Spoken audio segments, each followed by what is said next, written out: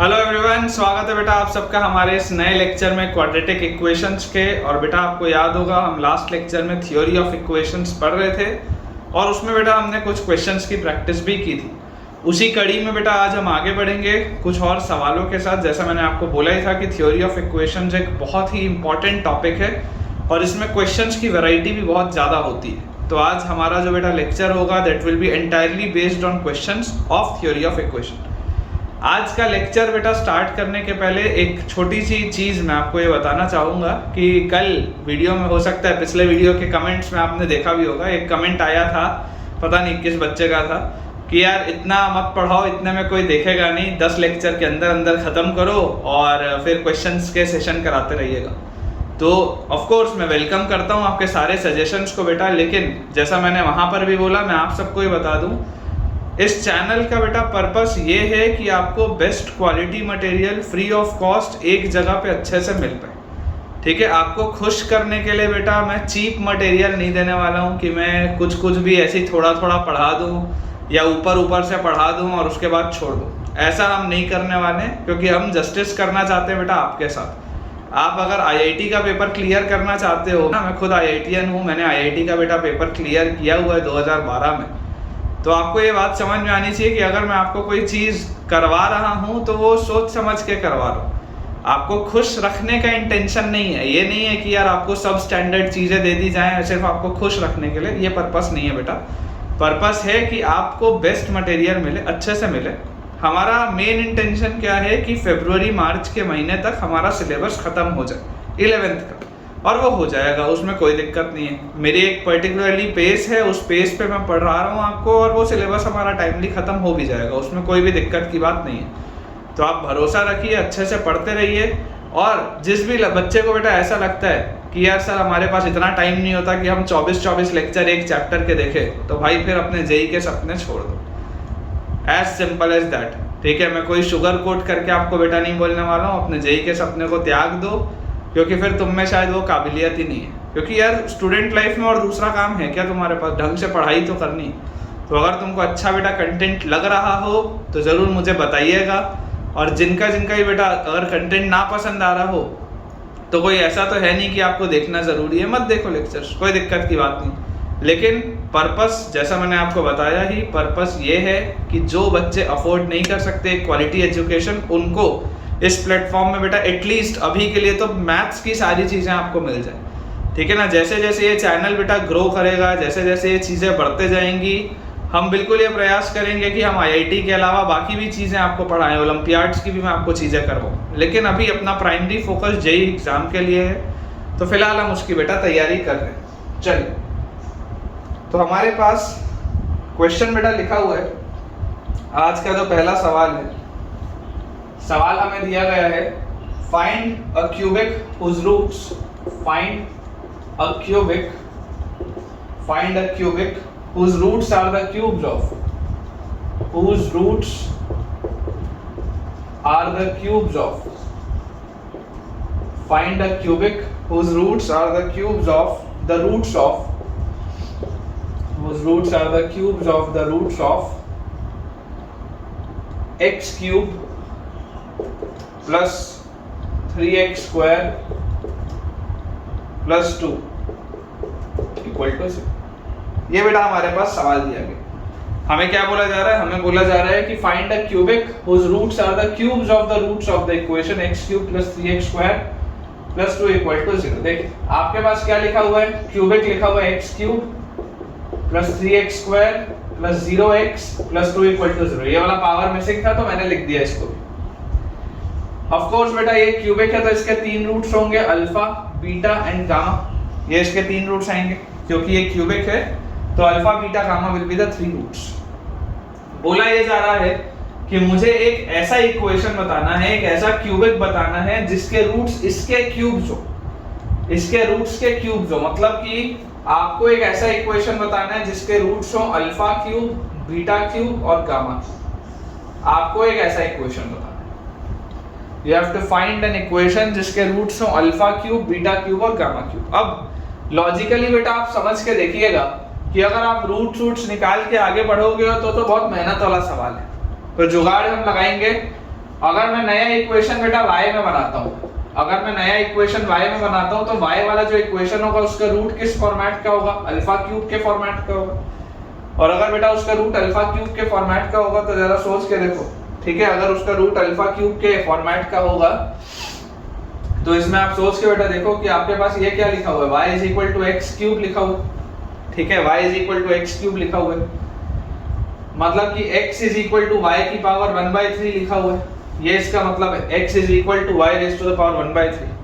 तो अगर x is equal to y raise to the power 1/3 हमारे पास लिखा है तो आप इसे बेटा यहाँ पर सब्स्टिट्यूट करो। जैसे ही आप सब्स्टिट्यूट करोगे तो x क्यूब मतलब y प्लस 3x स्क्वायर मतलब y की पावर 2/3 और प्लस 0x तो कुछ नहीं है और plus 2 this is equal to 0। आपके पास बेटा ये लिखो, तो यहां से हमारे पास आ जाएगा 3y raise to the power 2/3 is equal to -y -2, ऐसा हम लिख सकते हैं। इमेजिन करो बेटा अगर मैं क्यूब कर दूं दोनों साइड, इस 1/3 को हटाने के लिए, अगर ये जो बाय 3 है इसको हटाने के लिए अगर मैं क्यूब कर दूं तो 3 का क्यूब 27 और क्यूब अगर करूंगा तो 3 और 3 कटेगा तो y स्क्वायर बस बचेगा, this will be equal to, इसका जो बेटा आप क्यूब करोगे माइनस बाहर निकाल लो, y प्लस 2 का क्यूब, y प्लस 2 का क्यूब क्या होगा, a cube plus b cube plus 3ab into a plus b। तो यहां से हमारे पास आ गया 27y square is equal to, minus अगर अंदर लेके जाएंगे तो बेटा माइनस y क्यूब माइनस 8, अच्छा 3 इंटू 2 6y और y 6y स्क्वायर तो माइनस 6y स्क्वायर और 3 इंटू 2 6y और 2 12y और बेटा माइनस 10 तो माइनस 12। तो बेटा अगर आप पूरे को एक साथ लिखोगे तो आपके पास आएगा y क्यूब और माइनस 6y स्क्वायर इधर आएगा तो प्लस 33y स्क्वायर और ये इधर आएगा तो प्लस 12y और कांस्टेंट टर्म क्या है बेटा, कांस्टेंट टर्म -8 उधर आएगा तो प्लस 8। ये हमारे पास आ गया। ये एक ऐसा इक्वेशन है बेटा जिसके रूट्स हैं अल्फा क्यूब, बीटा क्यूब और गामा क्यूब। ये एक ऐसा इक्वेशन है जिसके रूट्स हैं अल्फा क्यूब, बीटा क्यूब और गामा क्यूब। मुझसे क्या पूछा जा रहा है, मुझसे पूछा जा रहा है कि find the cubic whose roots are the cubes of the roots। तो ये आपको क्यूबिक इक्वेशन डराइव करने बेटा बोला जा रहा था। एक बार अपन अपना आंसर भी चेक कर लेते हैं कि हमने सही निकाला है या नहीं। तो देखिए बेटा बिल्कुल अपन ने करेक्ट सॉल्व किया है, y cube plus 33y square plus 12y plus 8 equal to 0, बिल्कुल सही है बेटा। तो इंपॉर्टेंस आपको बेटा देखो समझ में आना चाहिए, है ना, आपको इंपॉर्टेंस समझ में आना चाहिए कि अगर मुझे ये अप्रोच पता है थ्योरी ऑफ इक्वेशन में बेटा जो हमने पढ़ा है, अगर आपको ये वाला अप्रोच पता है तो इससे आपका क्वेश्चन जल्दी सॉल्व हो। और अगर आप बेटा इसको लंबे मेथड से सॉल्व करने जाओगे तो उसमें टाइम वेस्ट आपका ही होगा, एनर्जी आप ही की बेटा वेस्ट होगी और क्वेश्चन गलत होने का भी चांस बहुत हाई है। ये वाले मेथड में गलतियां होने के चांसेस बहुत कम है क्योंकि बहुत ज्यादा कैलकुलेशन तो होता ही नहीं है, ठीक है, तो ध्यान रखेंगे बेटा इस अप्रोच को। चलिए अगला सवाल देखते हैं बेटा, again very important and very good question. हमारे पास लिखा है the length of the sides of a triangle, the lengths of the sides of a triangle are three distinct roots of the equation, are three distinct roots of the equation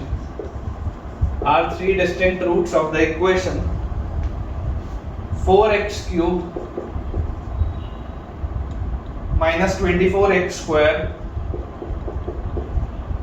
plus 47x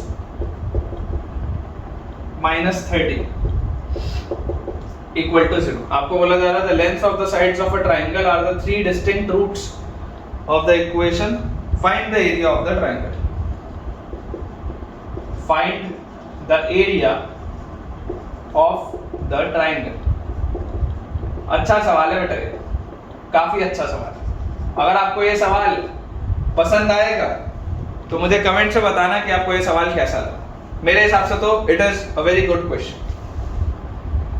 बोला जा रहा है कि हमारे पास कोई भी एक triangle है, सॉल्यूशन देखिए, कोई भी आपके पास बेटा एक ट्राइंगल है, तो इस ट्राइंगल में मान लो जो तीन साइड्स हैं वो ए है, बी है और सी।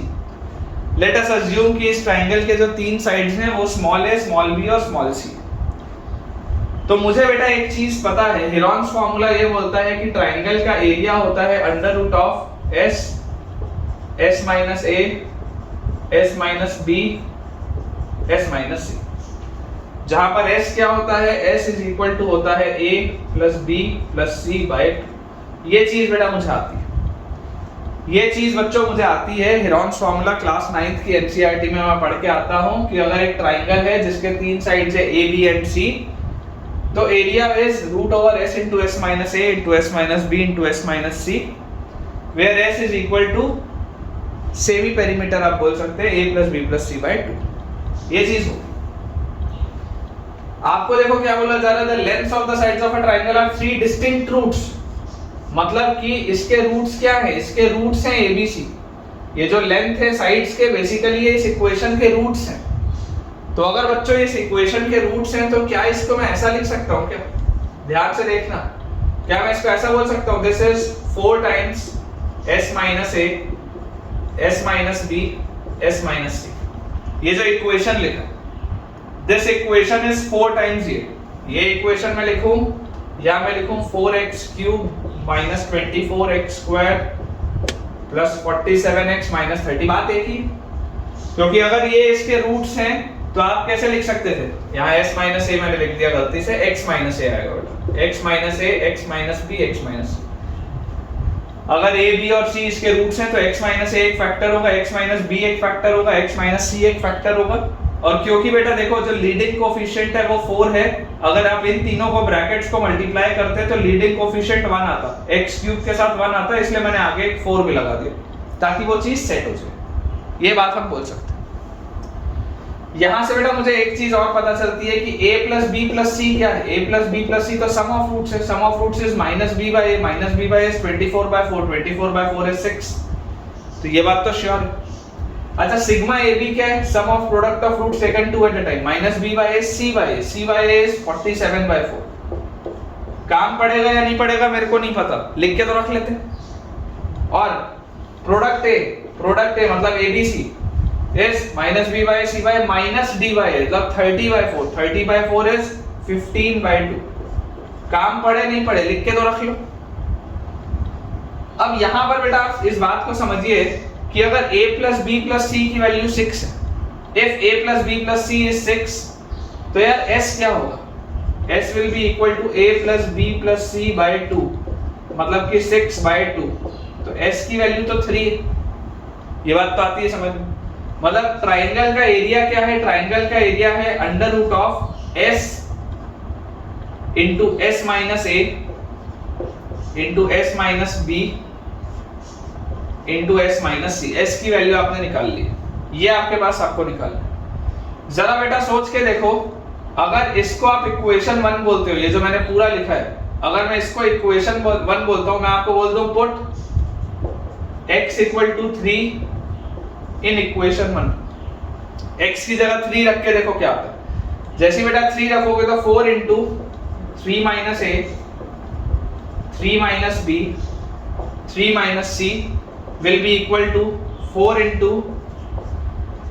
3 का क्यूब माइनस 24 into 3 का स्क्वायर प्लस 47 into 3 माइनस 30। ये आना चाहिए मेरे पास, ये चीज आनी चाहिए। तो बेटा 3 का क्यूब कितना होता है 27, 3 का क्यूब होता है बेटा 27, ठीक है। 3 into 3 9 into 3 27 और 27 into 4, 27 into 4 कितना होता है बेटा 98, नहीं 108। 27 into 4 करोगे 108 आएगा बेटा, ठीक है, ये आ गया 108। फिर 24 into 3 का स्क्वायर, 3 का स्क्वायर 9 होता है, 24 into 9 मतलब 240 में से 24 हटाना है, 216 माइनस 216, ये आ जाएगा। 47 into 3, 7 3s are 21, 1 carry 2, 4 3s are 12 और 2 14, 141 और माइनस 30। ये बेटा मेरे पास आ रहा है। सबको सॉल्व करोगे तो देखो 100 और यहाँ वाला 100, 200 और 8 और 41, तो 249 तो ये हो गया। 249 में से बेटा 30 गया तो आपके पास आया 219 और 219 में से बेटा 216 गया। यार ये तो 3 आ रहा है सॉल्व हो। 4 into 3 minus a 3 minus b 3 minus c, इसकी वैल्यू तो 3 आ रही है। ठीक है, तो यहां से बेटा मैं इस चीज को बोल सकता हूं, ठीक है, यहां से देखो मैं क्या बोल सकता हूं, therefore 3 minus a 3 minus b 3 minus c will be equal to क्या आ जाएगा, ये 4 नीचे आ जाएगा तो this will be equal to 3/4। और एरिया ऑफ ट्राइंगल क्या था, एरिया ऑफ ट्राइंगल था रूट ओवर 3 इंटू ये पूरी चीज 3 minus a 3 minus b 3 minus c, तो root over 3 into 3 minus a 3 minus b 3 minus c क्या है 3/4 ये चीज। तो मेरे पास बेटा देखो रूट के बाहर क्या आएगा 3/2 आएगा, निकल 3/2 स्क्वायर यूनिट्स, 3/2 स्क्वायर यूनिट्स, ये आपके पास आ जाएगा देखो आंसर एरिया। ठीक है, तो बहुत ही अच्छा सवाल है यार ये, जिसको जिसको भी ये सवाल पसंद आया होगा यार मुझे जरूर आप बेटा बताइएगा कि हाँ सर हमको ये सवाल बहुत ही अच्छा लगा। अंडर रूट ऑफ 3 इंटू 3/4 आप करेंगे बेटा, final answer will be 3/2 square units. मेरे हिसाब से तो ये बहुत ही अच्छा क्वेश्चन था। आप में से ही बेटा जिसको जिसको भी ये क्वेश्चन पसंद आया होगा मुझे बेटा आप बिल्कुल ये बताइएगा कि हाँ सर हमको ये सवाल बहुत ही अच्छा लगा, ताकि मैं आपके लिए इस तरीके के बेटा अच्छे अच्छे क्वेश्चन और लाऊं। टिपिकल जेईई मेंस लेवल का question, typical JEE Mains level question है ना, एडवांस में भी आ सकता है, मेंस के थोड़ा सा ऊपर है, एडवांस में भी आ सकता है। एडवांस में अगर आएगा तो ये आसान होगा, this will B an easy question for advance. लेकिन प्रैक्टिस होनी चाहिए बेटा, प्रैक्टिस हमारी होनी बहुत ज्यादा जरूरी है। चलिए बोर्ड अपना बेटा अपन क्लियर कर लेते हैं जल्दी से, फिर अगले सवाल की तरफ आगे बढ़ते हैं। जैसा मैंने आपको पहले ही आज बेटा बताया है कि आज का लेक्चर पूरा का पूरा आपका सिर्फ और सिर्फ क्वेश्चंस पर बेस्ड होगा। हमारे पास नेक्स्ट बेटा क्वेश्चन लिखा हुआ है, let fx is equal to x cube plus x plus 1 और इसके 3 रूट्स बेटा दिए हुए हैं a b और c। fx is equal to x cube plus x plus 1 और इसके बच्चों हमको 3 रूट्स दिए हुए हैं a b एंड c। मुझे ये बोला जा रहा है and px is a cubic polynomial and px is a cubic polynomial, px is a cubic polynomial such that p of 0 is equal to -1। px is a cubic polynomial such that p of 0 is equal to -1 and the roots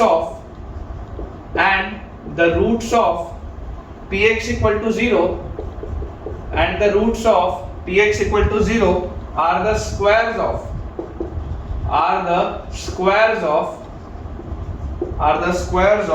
the roots of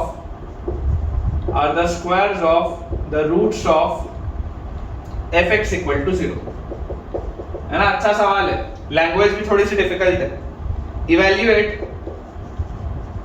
evaluate 50 times p4, evaluate 50 times p4, ये बेटा हमारे पास question.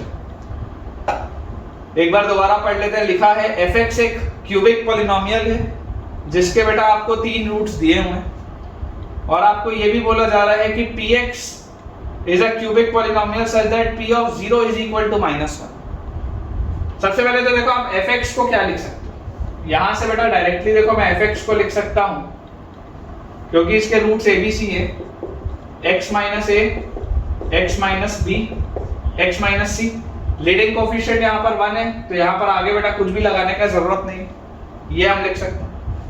मुझे बोला जा रहा है px भी एक क्यूबिक पॉलिनोमियल है such that p of 0 is equal to -1 and the roots of px equal to 0 are the squares of the roots of fx equal to 0। मतलब इसके अगर रूट्स abc थे तो बेटा px के रूट्स क्या होंगे, px के जो रूट्स होंगे px equal to 0 के रूट्स क्या हैं, are the squares of the roots of fx equal to 0।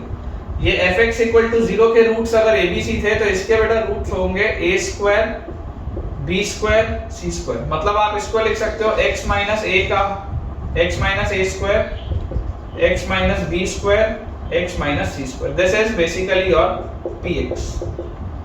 ये आपको बेटा px दिया हुआ और ये क्यूबिक तो आ ही रहा है, देख लो x x और x मल्टीप्लाई होगा तो क्यूबिक आएगा ही आएगा। मैं आपको बोलता हूं कि बेटा यहां पर आप कोई कांस्टेंट k मल्टीप्लाई करके रखो, क्योंकि x क्यूब का कोफिशिएंट क्या होगा फिलहाल मुझको पता नहीं है, तो एक कांस्टेंट बेटा आपको इसमें k मल्टीप्लाई करके रखो। हमें दिया गया बेटा p of 0 is -1। p of 0 क्या होगा? p of 0 will be equal to k times -a square -b square -c square.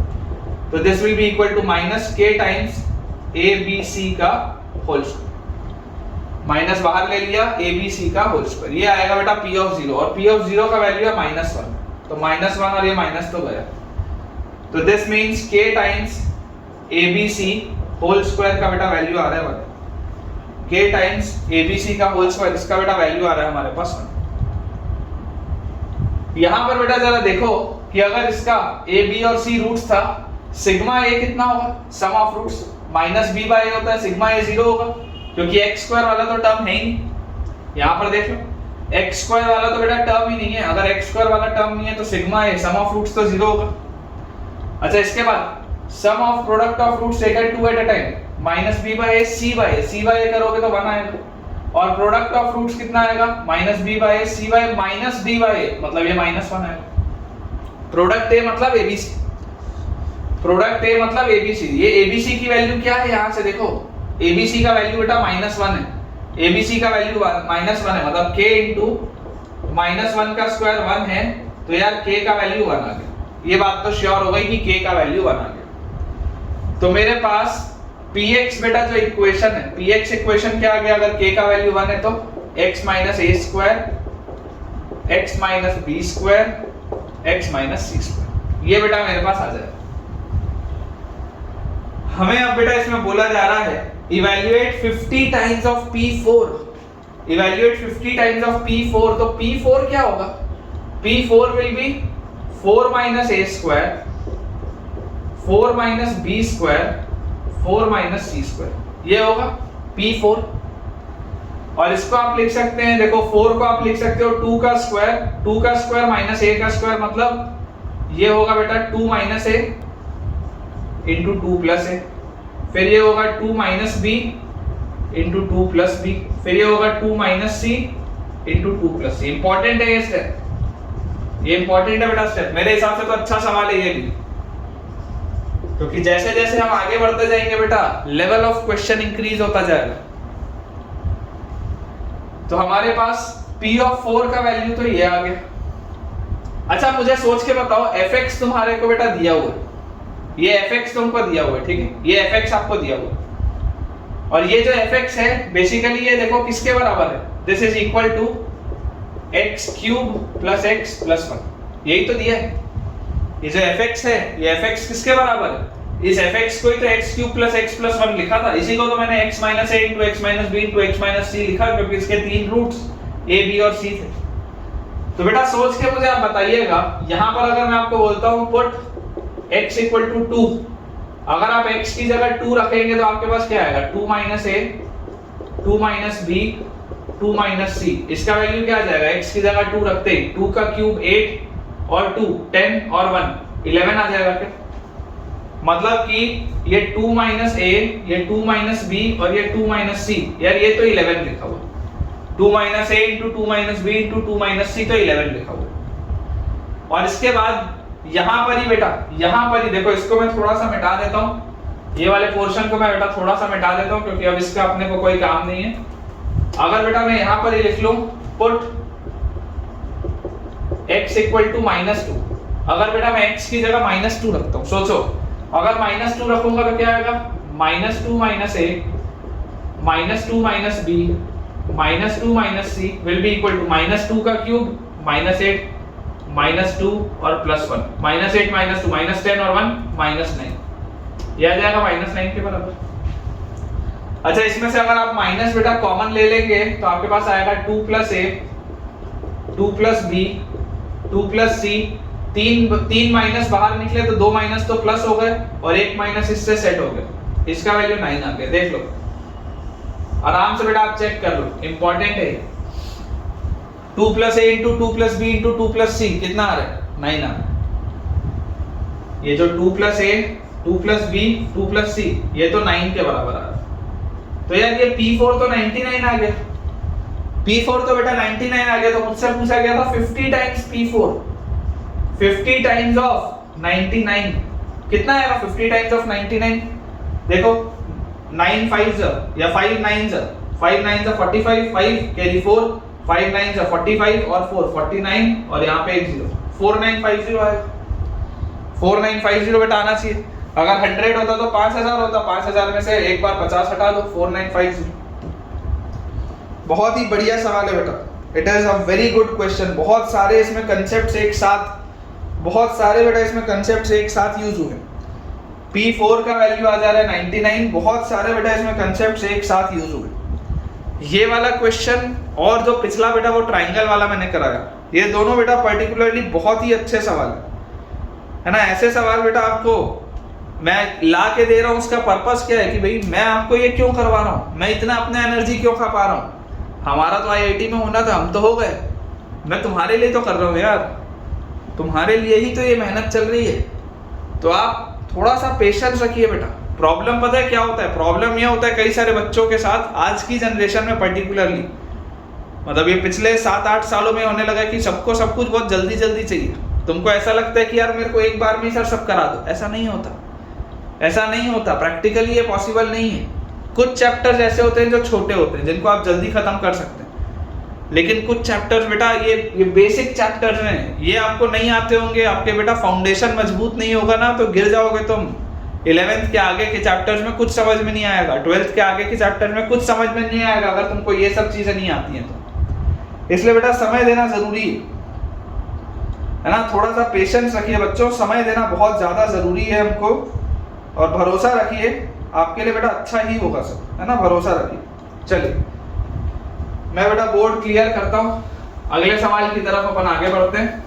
थोड़ा सा पेशेंस रखेंगे बेटा सब। और ये दो पर्टिकुलरली आपको क्वेश्चंस कैसे लगे मुझे ये भी बताइएगा कि आपको ये वाले जो दोनों सवाल अभी मैंने कराए, ये वाला क्वेश्चन और इसके पहले जो ट्राइंगल वाला क्वेश्चन था, ये दोनों क्वेश्चन आपको कैसे लगे मुझे कमेंट से बताइएगा।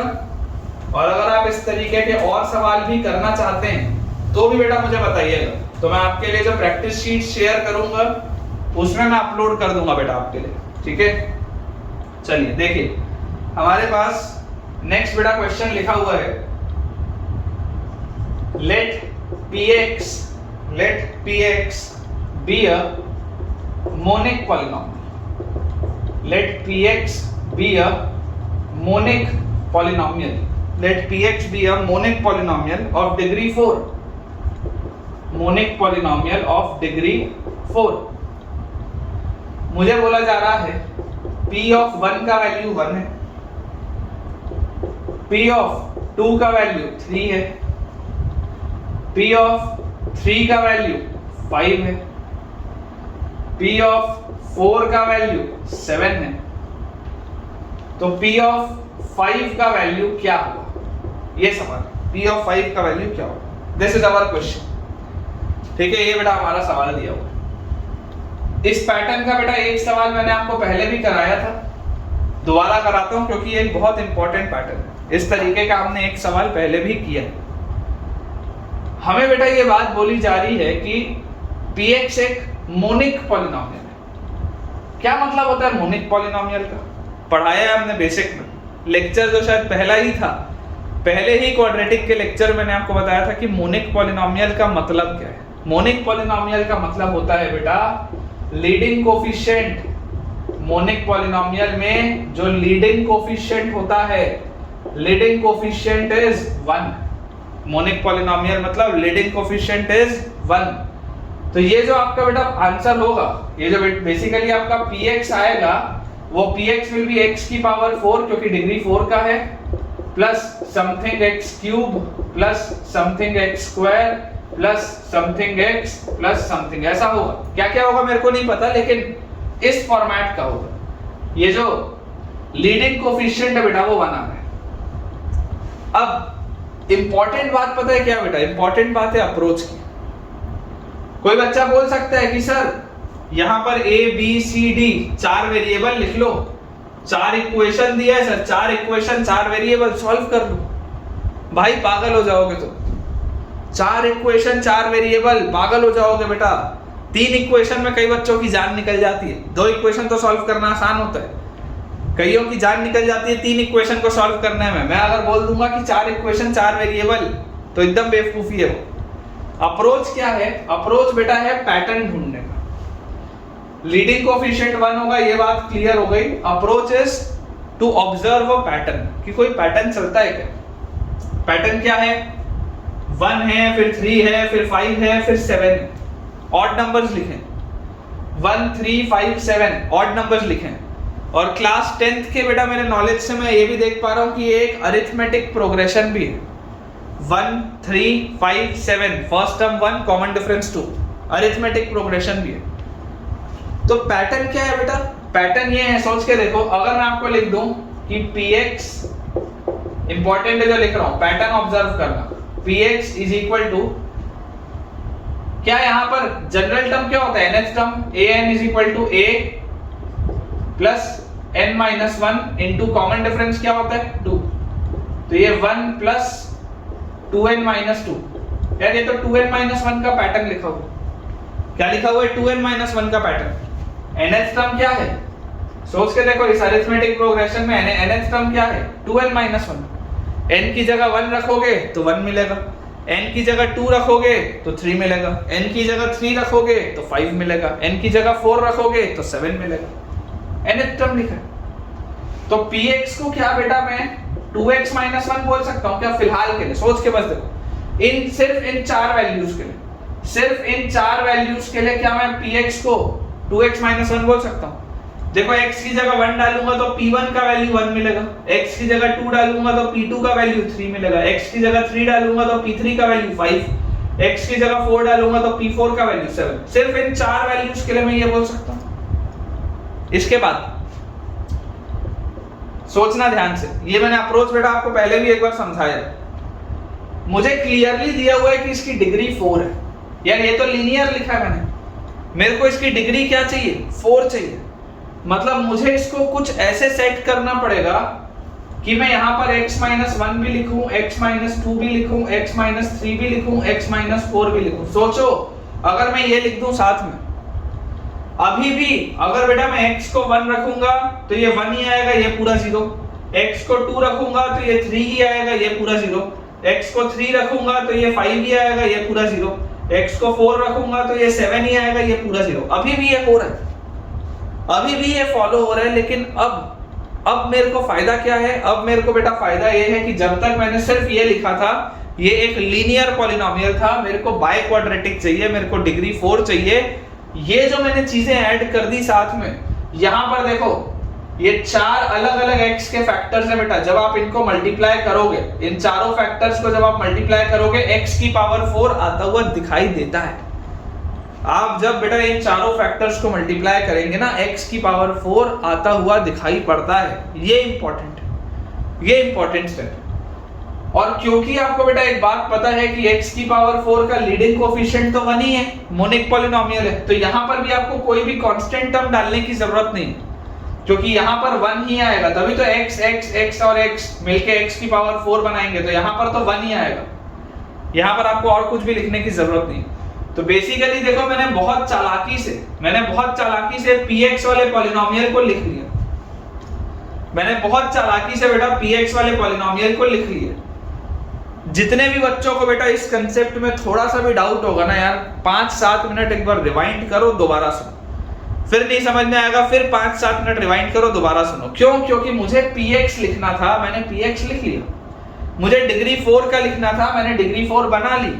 और इस तरीके से बनाई कि ये जो 4 इक्वेशन मुझे दिए हुए थे, ये चारों इक्वेशन सेटिस्फाई हो रहे हैं। आप देख लो, अभी मैं एक सवाल और कराऊंगा इस पर बेस्ड, उससे आपको और अच्छे से अंडरस्टैंडिंग होगी। लेकिन अभी मुझे ये बात समझ में आ रही है कि यार बात तो सही है, चारों इक्वेशन सेटिस्फाई तो हो रहे हैं, कोई इशू की बात नहीं, चारों इक्वेशन दिख रहे हैं सेटिस्फाई होते हुए।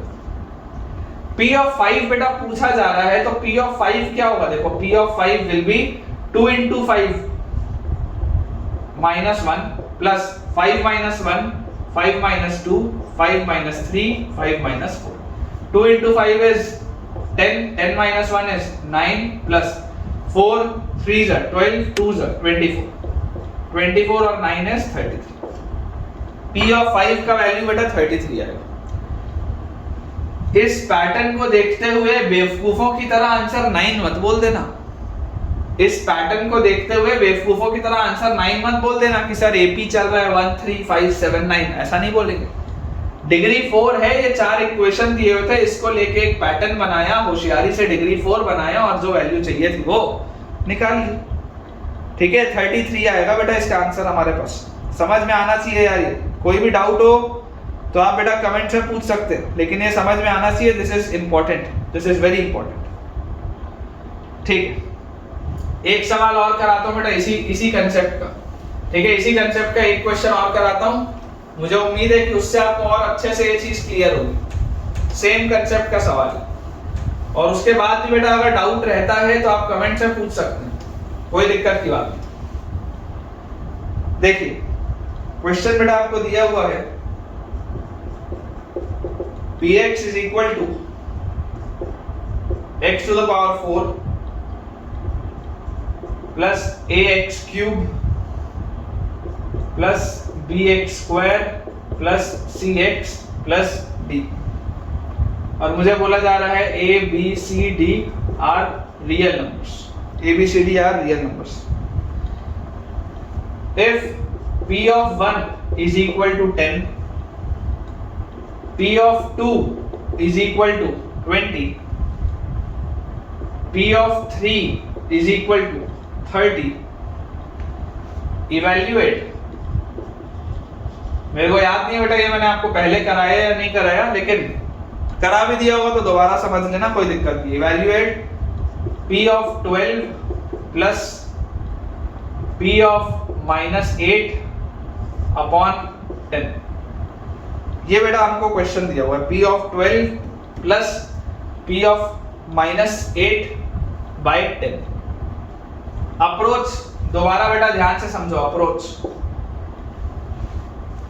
क्लियरली आपको बेटा ये एक बाय क्वाड्रेटिक दिया हुआ है, बाय क्वाड्रेटिक का भी इसमें भी लीडिंग कोफिशिएंट 1 है, डिग्री 4 का एक इक्वेशन है, लीडिंग कोफिशिएंट 1 है, एकदम साफ साफ दिखाई देता है बेटा, एकदम साफ साफ दिखाई देता है। अगर मुझे ये वाली चीज दिखाई दे रही है, अगर बेटा मुझे ये वाली चीज दिखाई दे रही है तो इसका मतलब क्या है? इसका मतलब ये है कि यार ये जो तीन मेरे को कंडीशन दी हुई है कि p of 1 10 है, p of 2 20 है, p of 3 30 है, क्या मैं इस कंडीशन को देख के सिर्फ इन तीन कंडीशंस के लिए क्या मैं px को 10x बोल सकता हूँ?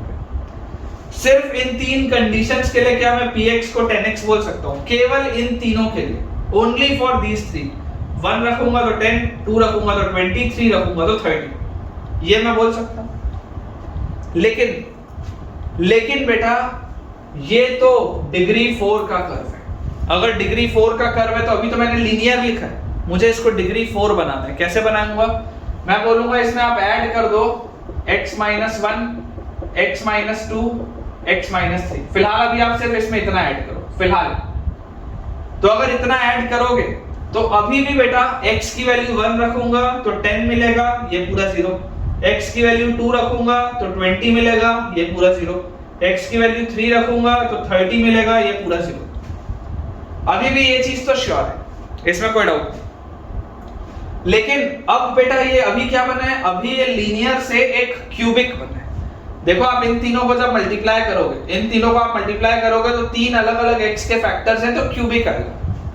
मेरे को तो डिग्री 4 चाहिए, क्यूबिक से काम नहीं चलेगा मेरा। I want a degree 4 equation.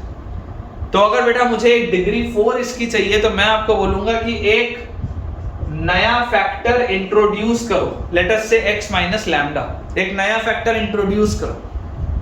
ये बहुत इंपॉर्टेंट है, ये जो मैंने लिखा है ना, दिस इज वेरी इंपॉर्टेंट, क्योंकि आपको डिग्री 4 चाहिए थी, आपके पास सिर्फ 3 डिग्री हो रही थी। पिछले वाले सवाल में ऐसा नहीं था, पिछले वाले सवाल में 4 इक्वेशन दिए थे, P1 P2 P3 P4 4 equation दिए थे, इसलिए पिछले वाले में बाय क्वाड्रेटिक खुद ब खुद बन गया। लेकिन इस बार तो बाय क्वाड्रेटिक खुद ब खुद नहीं बन रहा, मेरे को डिग्री 4 चाहिए, मेरे को इक्वेशन तो 3 ही दी है, डिग्री 4 चाहिए, इक्वेशन तो 3 ही दी है, ये तो क्यूबिक बन रहा था। तो मुझे क्योंकि बाई क्वाड्रेटिक बनवाना था इसलिए मैंने एक नए फैक्टर को इंट्रोड्यूस किया। लैम्डा क्या होगा मेरे को नहीं पता, लैम्डा क्या होगा मेरे को नहीं पता है, ठीक है, और ऑनेस्टली इससे फर्क भी नहीं पड़ेगा, अभी आप देखेंगे। लेकिन मैंने ये चौथा फैक्टर जैसे इंट्रोड्यूस किया तो अब मैं गारंटी से इस बात को बोल सकता हूं कि ये फैक्टर, ये फैक्टर, ये फैक्टर और ये फैक्टर, जब ये चारों फैक्टर आपस में मल्टीप्लाई होंगे, जब बेटा ये चारों फैक्टर्स आपस में मल्टीप्लाई होंगे, तब ये बात हम 100% बोल सकते हैं कि when these 4 factors will be getting multiplied to each other, 100% बेटा क्या होगा, डिग्री 4 का कर्व बनेगा। और डिग्री 4 के कर्व में ये मोनिक पॉलिनोमियल है, इसका लीडिंग कोएफिशिएंट 1 है, तो यहां पर मुझे कोई भी कांस्टेंट नंबर लिखने का जरूरत नहीं है, क्योंकि जैसे ये चारों फैक्टर मल्टीप्लाई होगा तो x की पावर 4 के साथ तो 1 ही आएगा, यहां पर भी 1 है, यहां पर भी 1 ही आएगा, कोई दिक्कत नहीं। जैसे बेटा मैंने ये लिखा, मुझे बताओ p ऑफ 12 क्या होगा, p of 12 will be 10 into 12 plus 12 minus 1, 12 minus 2, 12 minus 3 into 12 minus lambda, ये होगा p ऑफ 12। अच्छा p ऑफ -8 क्या होगा, p ऑफ -8 इसी तरीके का मेरे ख्याल से मैंने एक सवाल कराया था, एग्जैक्टली ये तो नहीं था, ऐसा मुझे याद आ रहा है, एग्जैक्टली ये नहीं था, लेकिन इसी पैटर्न का था। ये वाला कंसेप्ट मुझे ऐसा लग रहा है कि मैं आपको शायद पहले बताया हूं एक बार।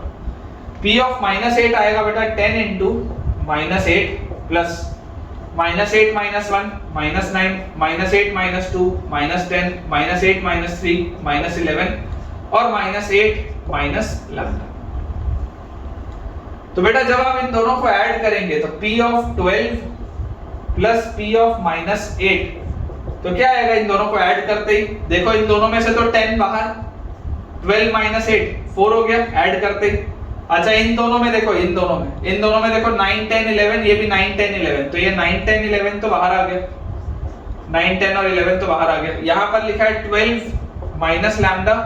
अच्छा इसमें से देखो ये 2 माइनस तो सेट होगा, इधर एक माइनस बचा है, इस एक माइनस को अंदर वाले के साथ सेट कर दो तो आएगा इसमें +8 प्लस लैम्डा।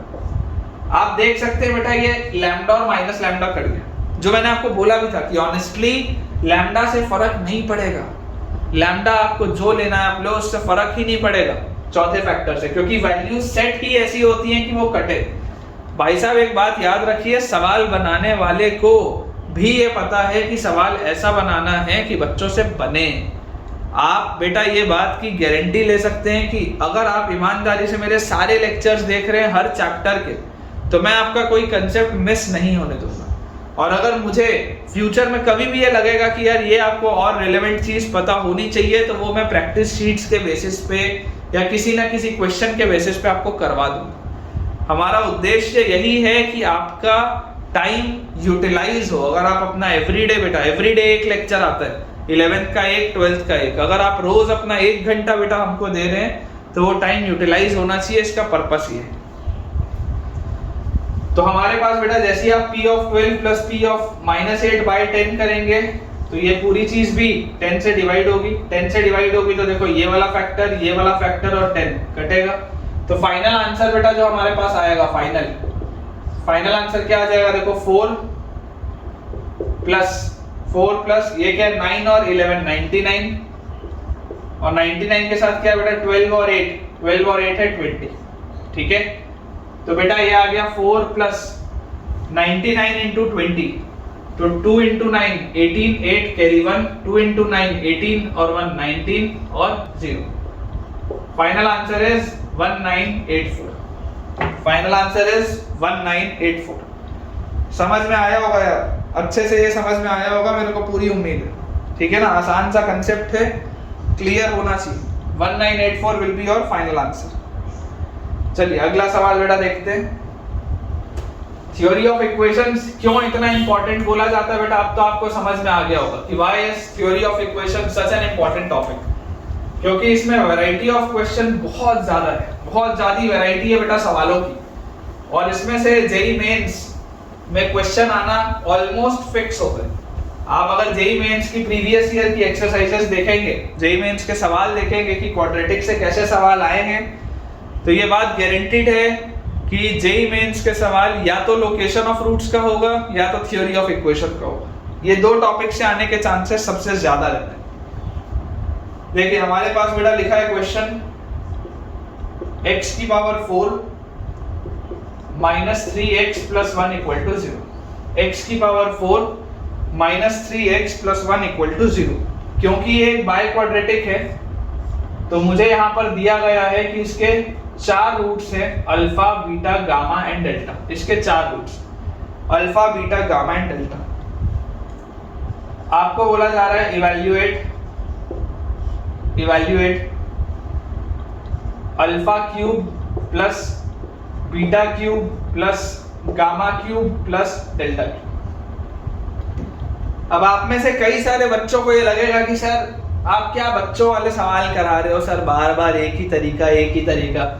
कई सारे बच्चे बोलेंगे कि सर नया एक वाई क्वाड्रेटिक बना लो वाई में, जिसके रूट्स होंगे alpha cube beta cube gamma cube और डेल्टा क्यूब और सॉल्व करो।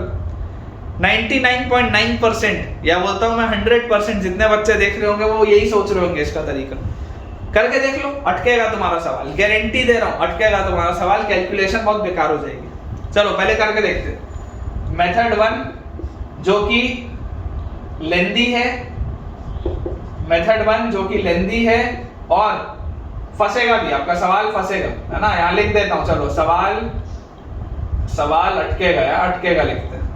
तो हिंदी लिखे हुए इतना टाइम हो गया, सवाल अटकेगा, ठीक है। कैसे अटकेगा देखो, सवाल कैसे अटकेगा समझो। आप अगर बेटा यहाँ पर बोलते हो कि y किस फॉर्मेट का है, तो y अल्फा क्यूब के फॉर्मेट का है या y x क्यूब के फॉर्मेट का है, तो x का पावर y की पावर 1/3 है।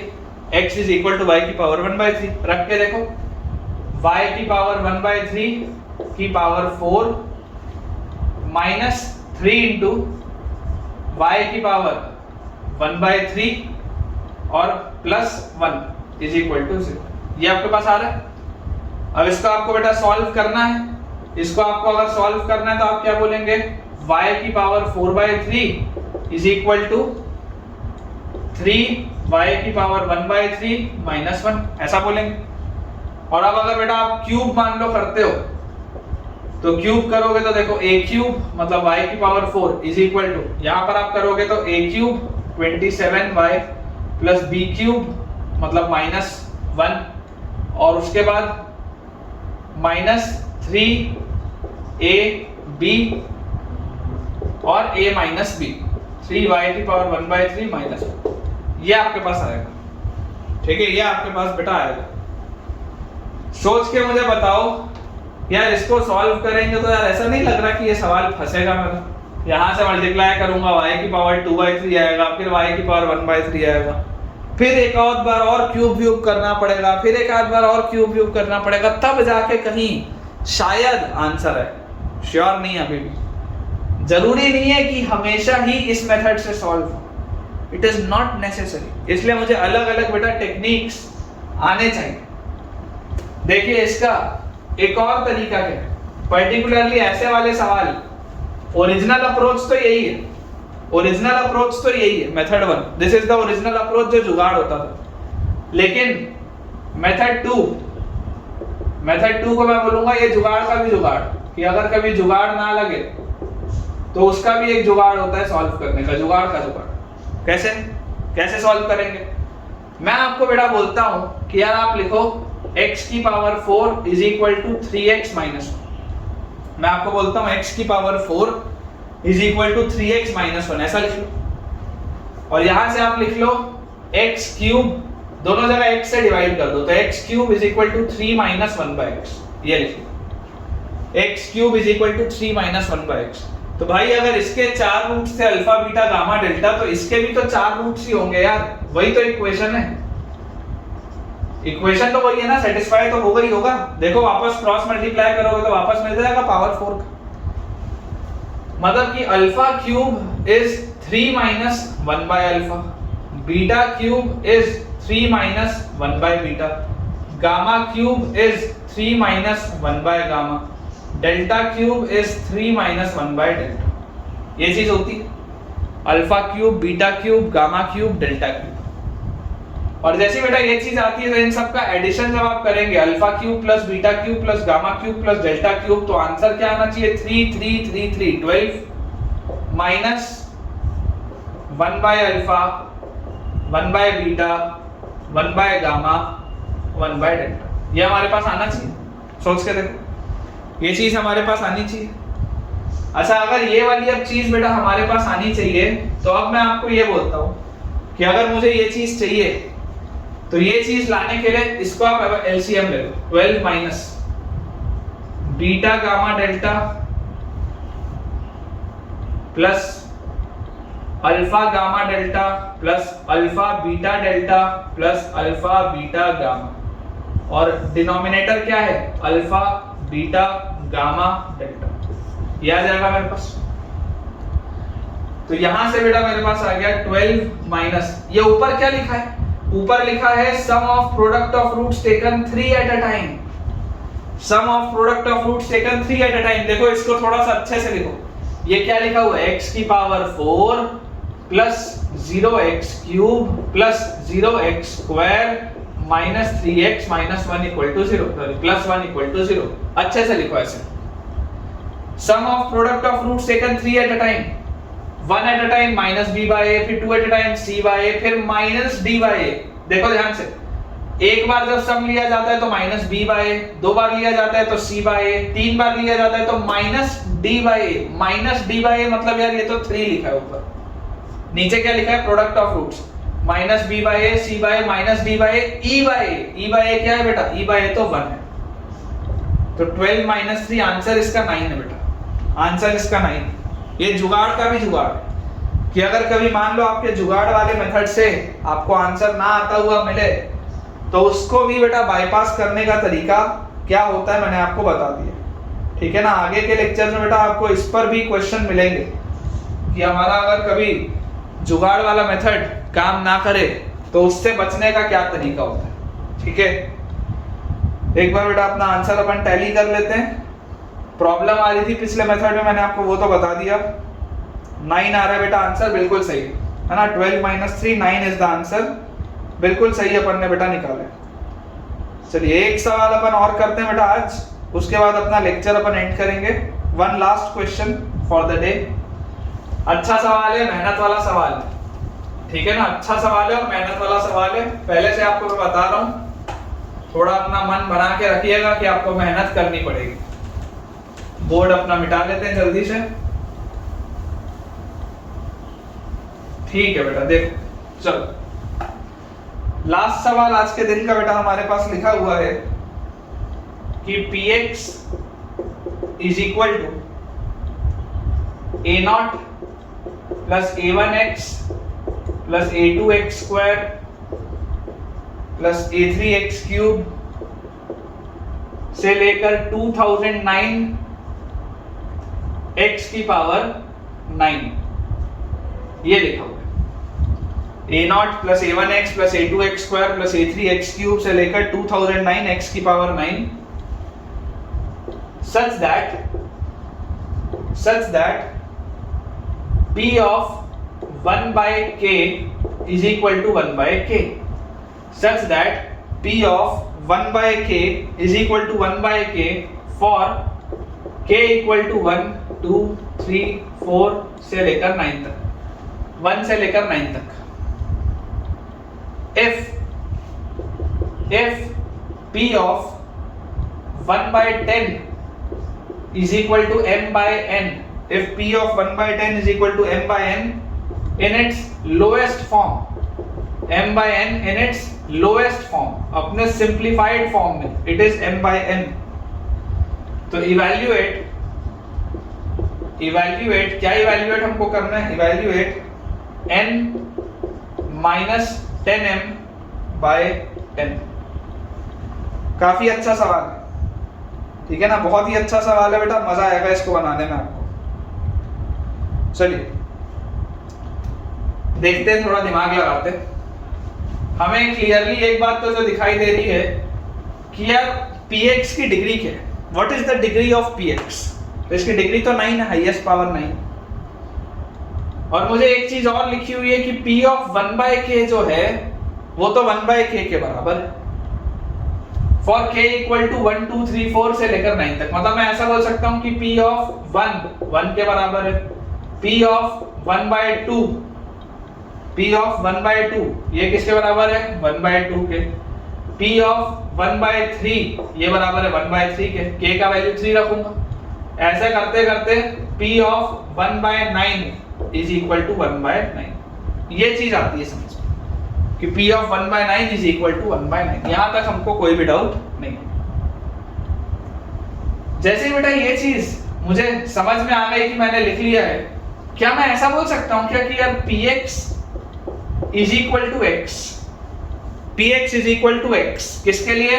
1 1/2 1/3 से लेकर 1/9 तक के लिए। px की वैल्यू x है, देखो 1 रखोगे तो 1 मिलेगा, हाफ रखोगे तो हाफ, 1/3 तो 1/3, 1/4 तो 1/4, 1/5 तो 1/5, 1/9 तो 1/9। px is equal to x चल रहा है, इतना पैटर्न चल रहा है px इक्वल टू x का। लेकिन बेटा आपका जो px था वो px का तो डिग्री 9 था, px का तो डिग्री 9 था। अभी आपको px का डिग्री क्या मिल रहा है? अभी आपको px का डिग्री 1 मिल रहा है। px का डिग्री क्या है? px का डिग्री 9 है। तो क्या मैं यहां पर इसके साथ x - 1, x - 1/2, x - 1/3, x - 1/4 से लेकर x - 1/9 तक ऐसा नहीं लिख सकता क्या? आप देख लो, x की जगह 1 डालोगे तो 1 मिलेगा, ये पूरा 0। x की जगह हाफ डालोगे तो हाफ मिलेगा, ये पूरा 0। x की जगह 1/3 डालोगे तो 1/3 मिलेगा, ये पूरा 0। x की जगह 1/4 डालोगे तो 1/4 मिलेगा, ये पूरा 0। से लेकर x की जगह 1/9 डालोगे तो 1/9 मिलेगा, ये पूरा 0। पैटर्न वही है, सेम पैटर्न चल रहा है। लेकिन बेटा इसमें आपको एक चीज दिख रही है, एक चीज आपको दिख रही है, लीडिंग कोफिशिएंट क्या है यहाँ पे? What is the leading coefficient? Highest power का कोफिशिएंट क्या? हाईएस्ट पावर का कोफिशिएंट है 2009। हाईएस्ट पावर का बच्चों कोफिशिएंट है 2009। मतलब जरा सोच के देखो, जब आप इन 9 फैक्टर्स को मल्टीप्लाई करोगे, देखो ये 9 फैक्टर्स हैं अलग अलग, 1 2 3 4 ऐसा करके टोटल 9 फैक्टर्स है। इन 9 फैक्टर्स को जब आप मल्टीप्लाई करेंगे तो ये बात तो श्योर है कि x की पावर 9 तो आएगा। इन 9 फैक्टर्स को मल्टीप्लाई करने से x की पावर 9 तो आएगा, इसमें बिल्कुल श्योरिटी है, कोई डाउट नहीं। लेकिन इन्हें मल्टीप्लाई करने से x की पावर 9 का कोफिशिएंट क्या आएगा? 1। इन्हें अभी आप अगर मल्टीप्लाई करोगे तो x की पावर 9 का कोफिशिएंट 1। मेरे को कोफिशिएंट क्या चाहिए?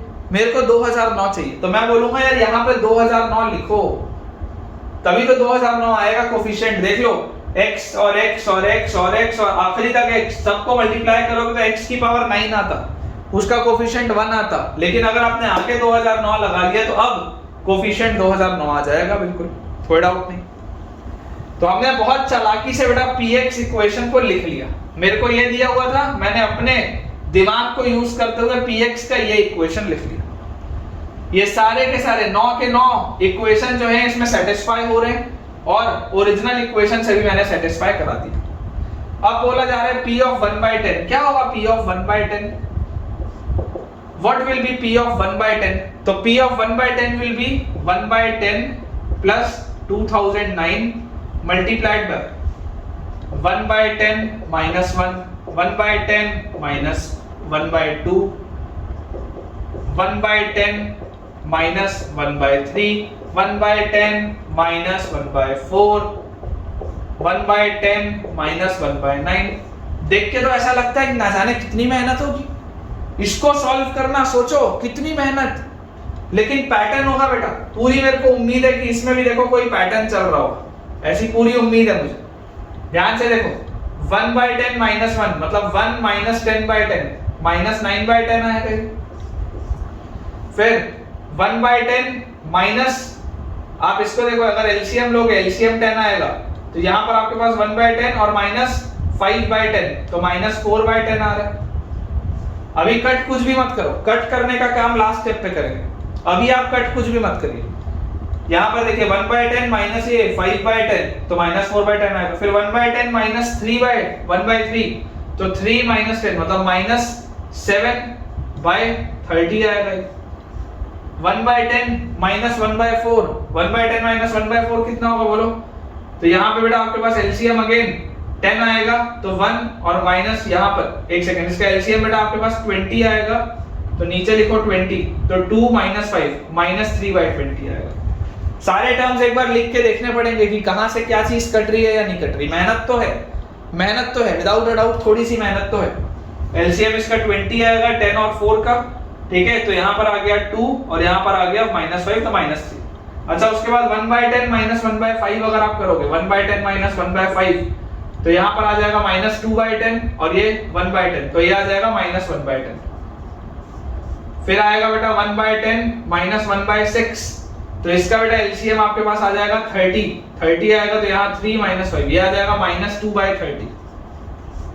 उसके बाद आएगा 1/10 माइनस 1/7, तो 1/10 माइनस 1/7 का एलसीएम आ जाएगा 70, तो आ जाएगा -3/70।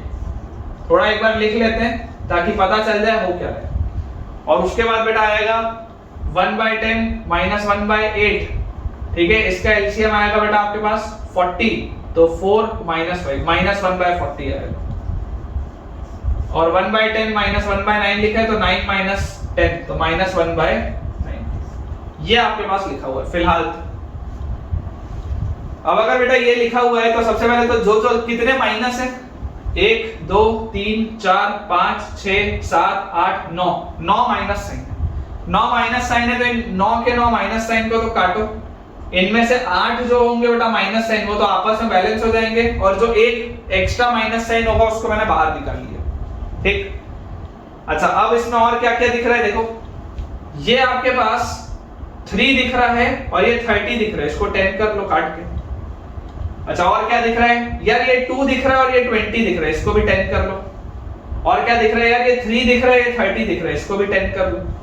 और क्या दिख रहा है सर, ये 9 दिख रहा है और ये 90 दिख रहा है, इसको भी 10 कर लो। और क्या है सर, ये 4 दिख रहा है, ये 40 दिख रहा है, इसको भी 10 कर लो।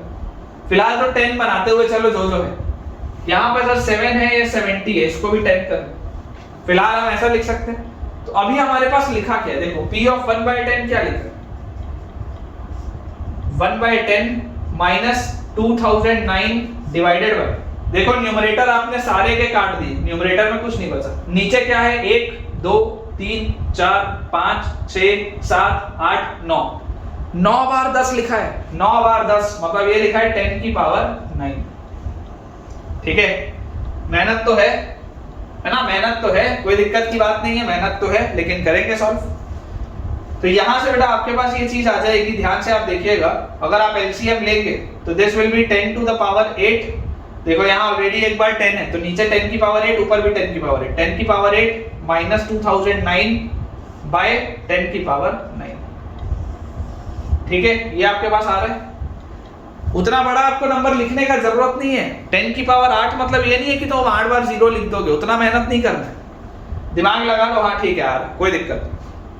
अब जो एक बेटा इंपॉर्टेंट काम है, जो एक इंपॉर्टेंट स्टेप है जो आपको थोड़ा सा समझना पड़ेगा। देखो कई सारे बच्चे तो बिना कैजुअल एटीट्यूड से भी आगे बढ़ेंगे तो आंसर आ जाएगा, कोई दिक्कत नहीं, लेकिन यहां पर देखो लिखा हुआ है लोएस्ट फॉर्म। समझने वाली बात यह है कि ये इस वक्त ऑलरेडी अपने लोएस्ट फॉर्म में है। क्यों अपने लोएस्ट फॉर्म में? क्योंकि देखो 10 की पावर 8 मतलब 1 2 3 4 5 6 7 8, इसमें से आपने बेटा 2009 माइनस किया। जैसे ही आप 2009 माइनस करोगे तो देखो 10 माइनस 9 1, 9 माइनस 0 9, 9 माइनस 0 9, 9 माइनस 2 7, फिर 1 2 3 4, 4 बार बेटा 9 आएगा, 1 2 3 4, ये आपके पास आएगा। इसको आप बेटा इसमें से माइनस करोगे, ये आपके पास आएगा 2009 माइनस करते। तो जैसे ये आपके पास आएगा तो बेसिकली ये लिखा क्या हुआ है, इसको देखो ये आपको लिखना नहीं है बार बार, 4 बार 9, फिर 7 9 9 1, 7 9 9 1, और ये अपॉन लिखा है 10 की पावर 9। जो सिंपल सी बात है, ये आपको करना नहीं है, ये मैं आपको सिर्फ समझाने के लिए बता रहा हूं, just for making you understand, उससे ज्यादा का काम नहीं है। आपको ये चीज समझनी पड़ेगी बेटा कि नीचे वाले में सिर्फ और सिर्फ 2 और 5 फैक्टर है। 10 का जो फैक्टर होता है 10 की पावर 9 है, मतलब इसमें प्राइम फैक्टर्स केवल 2 और 5 के, और ऊपर वाले में आप देख सकते हो कि 2 और 5 प्राइम फैक्टर में नहीं आएगा, तो ये ऑलरेडी लोएस्ट फॉर्म में है। पॉइंट सिर्फ इतना है कि ये ऑलरेडी लोएस्ट फॉर्म में है। आप में से कई सारे बच्चे बिना इस बात का ध्यान दिए कि ये लोएस्ट फॉर्म में है या नहीं है, आप तो नॉर्मली सॉल्व कर देते, तब भी आंसर आ जाता, कोई दिक्कत नहीं। लेकिन मैं आपको सिर्फ ये अंडरस्टैंड करवाने की कोशिश कर रहा हूं कि ये जो चीज है ये अपने लोएस्ट फॉर्म में ही है, आपको इसमें घबराने की बेटा बात नहीं है, ठीक है।